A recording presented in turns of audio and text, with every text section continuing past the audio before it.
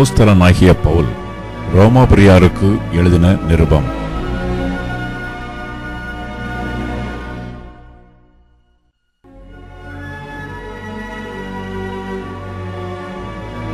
அதிகாரம் 1.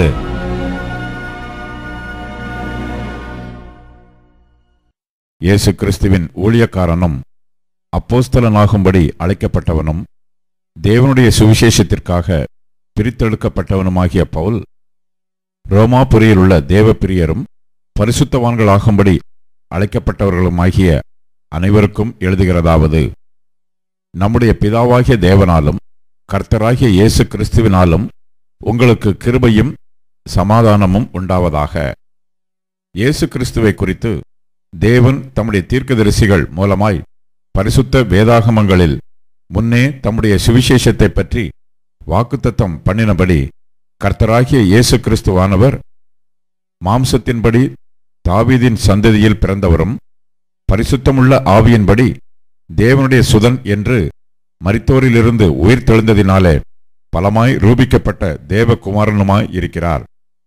அவர் சகல ஜாதிகளையும் அவர்களுக்குள் இயேசு கிறிஸ்துவினால் அழைக்கப்பட்டவர்களாகிய உங்களையும் தமது நாமத்தின் நிமித்தம் விசுவாசத்துக்கு கீழ்ப்படிய பண்ணும் பொருட்டு எங்களுக்கு கிருபையையும் அப்போஸ்தல ஊழியத்தையும் அருளிச் செய்திருக்கிறார். உங்கள் விசுவாசம் உலகம் எங்கும் பிரசித்தமாகிறபடியினாலே முதலாவது நான் உங்கள் எல்லாருக்காகவும் இயேசு கிறிஸ்து மூலமாய் என் தேவனை ஸ்தோத்திரிக்கிறேன். நான் ஜெபம் பண்ணும் போதெல்லாம் இடைவிடாமல் உங்களை நினைத்துக் கொண்டிருக்கிறதை குறித்து தமது குமாரனுடைய சுவிசேஷத்தினாலே என் ஆவியோடு நான் சேவிக்கிற தேவன் எனக்கு சாட்சியாயிருக்கிறார்.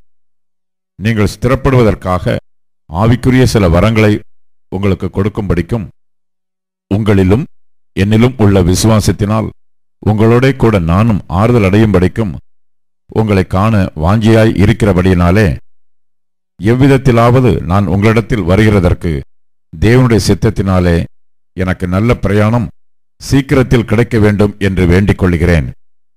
சகோதரரே, புற ஜாதிகளான மற்றவர்களுக்குள்ளே நான் பலனை அடைந்தது போல உங்களுக்குள்ளும் சில பலனை அடையும்படிக்கு உங்களிடத்தில் வர பலமுறை யோசனையாயிருந்தேன்.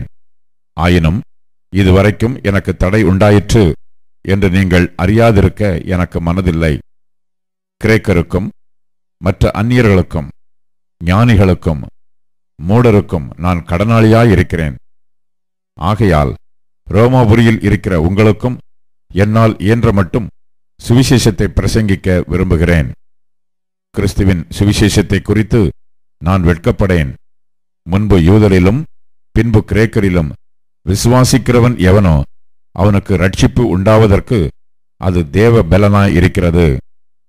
விசுவாசத்தினாலே நீதிமான் பிழைப்பான் என்று எழுதியிருக்கிறபடி விசுவாசத்தினால் உண்டாகும் தேவ நீதி விசுவாசத்திற்கென்று அந்த சுவிசேஷத்தினால் வெளிப்படுத்தப்படுகிறது.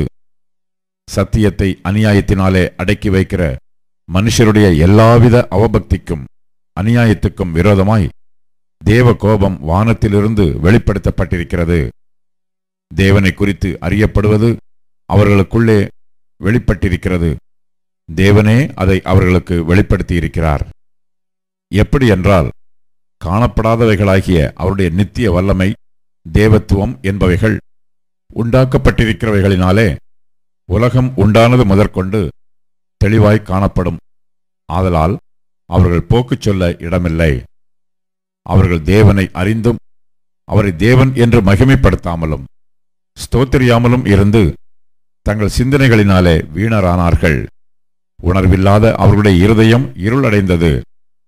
அவர்கள் தங்களை ஞானிகள் என்று சொல்லியும் பைத்தியக்காரராகி அழிவில்லாத தேவனுடைய மகிமையை அழிவுள்ள மனுஷர்கள், பறவைகள், மிருகங்கள், ஊரும் பிராணிகள் ஆகிய இவைகளுடைய ரூபங்களுக்கு ஒப்பாக மாற்றினார்கள். இது நிமித்தம் அவர்கள் தங்கள் இருதயத்திலுள்ள இச்சைகளினாலே ஒருவரோடொருவர் தங்கள் சரீரங்களை அவமானப்படுத்தத்தக்கதாக தேவன் அவர்களை அசுத்தத்திற்கு ஒப்புக் கொடுத்தார். தேவனுடைய சத்தியத்தை அவர்கள் பொய்யாக மாற்றி சிருஷ்டிகரை தொழுது சேவியாமல் சிருஷ்டியை தொழுது சேவித்தார்கள். அவரே என்றென்றைக்கும் ஸ்தோத்திரிக்கப்பட்டவர். ஆமேன். இது நிமித்தம் தேவன் அவர்களை இழிவான இச்சை ரோகங்களுக்கு ஒப்புக் கொடுத்தார். அந்தபடியே அவர்களுடைய பெண்கள் சுபாவ அனுபோகத்தை சுபாவத்துக்கு விரோதமான அனுபோகமாக மாற்றினார்கள். அப்படியே ஆண்களும் பெண்களை சுபாவப்படி அனுபவியாமல் ஒருவர் மேல் ஒருவர் விரக தாபத்தினாலே பொங்கி ஆணோட ஆண் அவலட்சணமானதை நடப்பித்து தங்கள் தப்பிதத்திற்கு தகுதியான பலனை தங்களுக்குள் அடைந்தார்கள். தேவனை அறியும் அறிவை பற்றி கொண்டிருக்க அவர்களுக்கு மனதில்லாதிருந்தபடியால் தகாதவைகளை செய்யும்படி தேவன் அவர்களை கேடான சிந்தைக்கு ஒப்புக் கொடுத்தார்.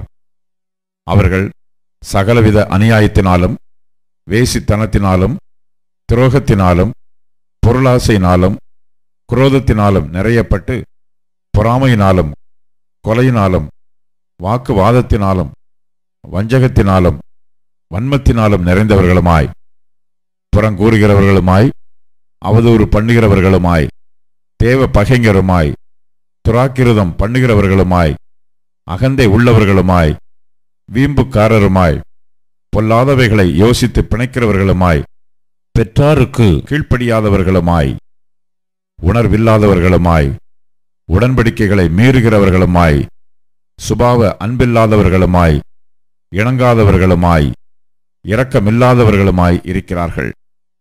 இப்படிப்பட்டவைகளை செய்கிறவர்கள் மரணத்திற்கு பாத்திரராய் இருக்கிறார்கள் என்று தேவன் தீர்மானித்த நீதியான தீர்ப்பை அவர்கள் அறிந்திருந்தும் அவைகளை தாங்களே செய்கிறதும் அல்லாமல் அவைகளை செய்கிற மற்றவர்களிடத்தில் பிரியப்படுகிறவர்களுமாயிருக்கிறார்கள்.